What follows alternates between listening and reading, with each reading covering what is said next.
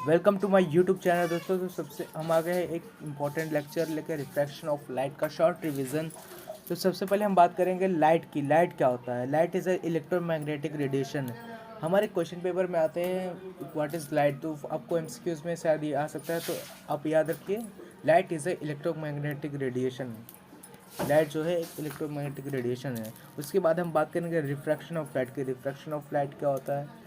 अब जैसे अगर एक लाइट एक ट्रांसपेरेंट मीडियम से अनदर ट्रांसपेरेंट में जाएगी तब उसका डायरेक्शन चेंज हो जाएगा। जैसे आपने प्रिज्म अगर देखा होगा, तो अगर उसके एक तरफ से हम अगर लाइट को पास कराते हैं तो दूसरे तरफ जाते ही लाइट का डायरेक्शन चेंज हो जाता है। उसे ही बोलते हैं रिफ्रैक्शन ऑफ लाइट। तो आई होप ये समझा होगा। तो नेक्स्ट हम बात करें। सो गाइस, यहाँ पर हमें एग्जांपल के तौर पर दिया हुआ है, लाइट को जब हमने एक ग्लास से पास कराया तो दूसरे साइड जाते ही उसका डायरेक्शन चेंज हो गया, जैसे कि हमने रिफ्रैक्शन ऑफ लाइट में जाना। उसके बाद हम बात करेंगे लॉस ऑफ रिफ्रैक्शन, इसे स्नेल्स लॉ भी कहा जाता है। तो दिया हुआ है incident ray and refracted ray at the point of incident n, मतलब एन जो है हमारा इंसिडेंट पॉइंट है। एक तरीके से आपको बताया जाता है कि इंसिडेंट और रिफ्रैक्शन रेट वो रिफ्रैक्टेड रे के साइड में रहता है, मतलब अपोजिट टू द नॉर्मल। जो भी लाइट रहेगी वो नॉर्मल के अपोजिट में रहेगी। फिर रिफ्रैक्टिव इंडेक्स की बात की जाए तो refractive index depends on the velocity.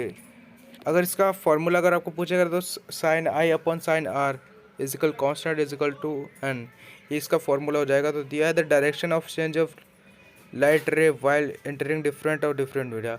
और जब लाइट पास करेगी तो एक लेयर से एक डिफरेंट मीडिया से अलग डिफरेंट मीडिया में जाएगी, तभी तो वो होगा। और रिफ्रैक्टिव इंडेक्स क्या होता है? जो कि रिफ्रैक्शन ऑफ लाइट कराने में मदद करता है। सिंपल सी बात अगर की जाए तो रिफ्रैक्टिव इंडेक्स जो, और हर एक ऑब्जेक्ट का रिफ्रैक्टिव इंडेक्स अलग अलग रहता है। सो गाइस, हमारे इस चार्ट में हर एक थिंग का रिफ्रैक्टिव इंडेक्स दिया हुआ है। अगर रिफ्रैक्टिव इंडेक्स की आप फॉर्मूला की बात करेंगे तो 1n2 is equal V N upon V two, यानी रिफ्रैक्टिव इंडेक्स का फॉर्मूला हो जाएगा velocity of light in a medium one और medium two, V N upon V two. Medium जो है वी से डिनोट किया जाता है। उसके बाद हम बात करेंगे refraction of light in different media, मतलब अगर डिफरेंट मीडिया में रिफ्रैक्शन ऑफ लाइट होता है तो क्या होगा। अब रेयर मीडियम और डेंसर मीडियम में पहले बात की जाए तो रेयर मीडियम हमारा ऊपर साइड होता है, मतलब ग्लास के ऊपर या फिर किसी भी ट्रांसपेरेंट मीडियम के ऊपर रेयर मीडियम होता है और उसके नीचे डेंसर मीडियम।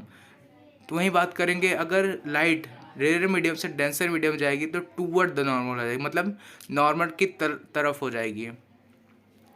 फिर वहीं बात की सेकंड की भी जाए, अगर डेंसर मीडियम से लाइट रेयर मीडियम में आएगी तो वो बैंड होगी अवे फ्रॉम द नॉर्मल, मतलब नॉर्मल से दूर होगी, अवे फ्रॉम द नॉर्मल। फिर जब लाइट इंसिडेंटली वो रिफ्रैक्ट करेगी तो वो लाइट डज नॉट बैंड होगी, लाइट बैंड होगी ही नहीं। सो गाइस, उसके बाद हम बात करेंगे ट्विंकलिंग ऑफ स्टार्स। जैसे हमें मालूम है कि हमारा जो स्टार है सूर्य की रोशनी की वजह से चमकता है। तो एक क्वेश्चन आया था कि हमारा जो आसमान है हमें वो ब्लू कलर क्यों दिखाई देता है। तो ये इसलिए दिखाई देगा कि हमारे एटमॉस्फेरिक में टाइनी पार्टिकल्स रहते हैं डार्क कलर के, जो कि डिस्पर्शन ऑफ लाइट की वजह से होता है। डिस्पर्शन लाइट क्या होता है उसके बाद हम आगे करेंगे। सबसे पहले देंगे ट्विंकलिंग ऑफ स्टार। जैसे हमारा इमेजिनेशन होता है, जैसे हम थार डेजर्ट में गए या फिर कोई भी डेजर्ट में गए तो देखते हैं दूर से अगर हम देखेंगे तो हमें दूर पानी दिखाई देगा, वैसे हम नज़दीक आते हैं तो वहाँ कुछ नहीं रहता, सिर्फ हमारी इमेजिनेशन रहती है।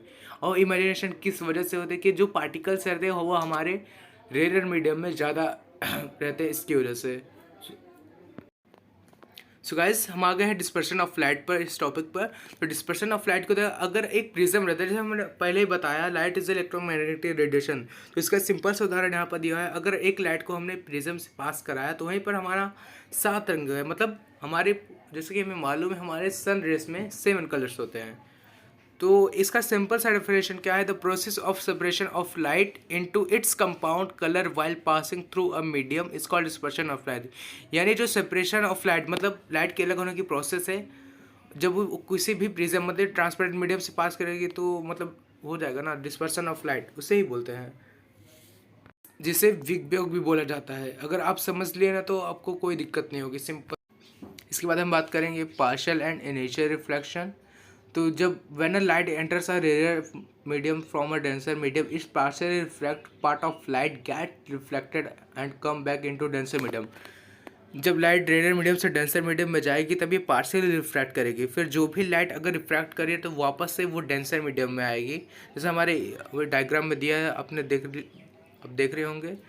तो उन्होंने लाइट पास कराया, वापस से वो रेयर मीडियम से डेंसर मीडियम के, फिर वापस से वो डेंसर मीडियम में ही रिफ्रैक्ट की, उसे ही पार्शियल रिफ्रैक्ट बोलते हैं। किसकी वजह से? रेयर मीडियम के रेस्ट की वजह से। रेयर मीडियम में जब वो एंटर किया तभी ना किया। वही हमारा सेकंड दिया हुआ है। इसका फॉर्मूला देखिए, फॉर टोटल इंटरनल रिफ्रैक्शन, ये हमारा फॉर्मूला है sin 1 फिर अपॉन sin 90 डिग्री। जब कोई भी लाइट रेयर मीडियम में और डेंसर मीडियम में जाती है तो वो उसका समझ लीजिए आप 90 डिग्री एंगल बनना ही बनना है। फॉर्मूला दिया है sin 1 upon sin r for total internal refraction. फिर हमारा दूसरा दिया है rainbow is a beautiful natural phenomenon, it is the combined effect of number of processes. मतलब हमारा जो रेनबो है उसमें भी 7 कलर्स होते हैं, जो कि प्राकृतिक नेचुरल है, जिससे कोई बना नहीं सकता कुछ नहीं, तो उसमें भी डिस्पर्शन ऑफ लाइट और रिफ्लेक्शन ऑफ लाइट होता ही है। तो गाइस आज के लिए बस इतना ही। हमारे चैनल पे और भी शॉर्ट नोट्स रिवीजन हैं, आप चाहिए तो देख सकते हैं हमारे प्लेलिस्ट में जाके। तो आपको अगर ये वीडियो अच्छा लगा तो लाइक करें, सब्सक्राइब करें and thank you for watching a video.